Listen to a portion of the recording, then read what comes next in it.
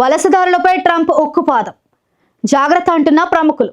గత 6 రోజుల క్రితం లాస్ ఏంజల్స్ లో ఇమిగ్రేషన్ అండ్ కస్టమ్స్ ఎన్ఫోర్స్మెంట్ అధికారులు పెద్ద ఎత్తున దాడులు నిర్వహించారు.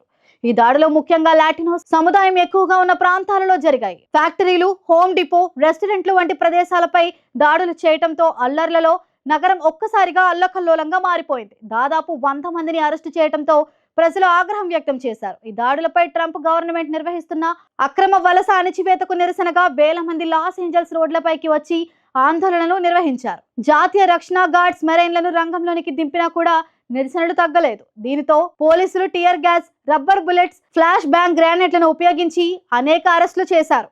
లాస్ ఏంజలస్ కాలిఫోర్నియా రాష్ట్రంలో అత్యంత పెద్ద నగరంగా వలసదారులకు నిలయంగా ఉంది.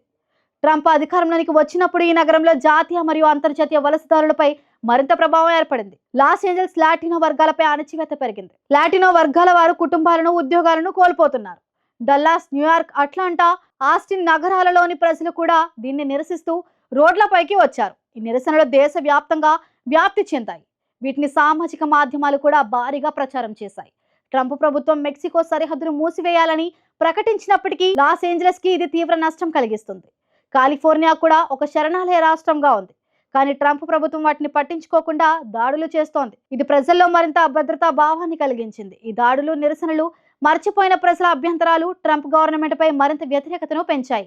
డెమోక్రాటిక్ పార్టీకి చెందిన రాష్ట్ర గవర్నర్, మేయర్లతోనే గొడవలు పెరిగాయి. ప్రజల వ్యతిరేకత మరింత పెరిగితే ట్రంప్ దిగిపోక తప్పదని అంటున్నారు ప్రముఖులు. కాబట్టి ట్రంప్ ఇలాంటి సంఘటనలు మళ్ళీ రిపీట్ అవ్వకుండా ఉండేలా చూసుకోవాలని సూచనలు వస్తున్నాయి.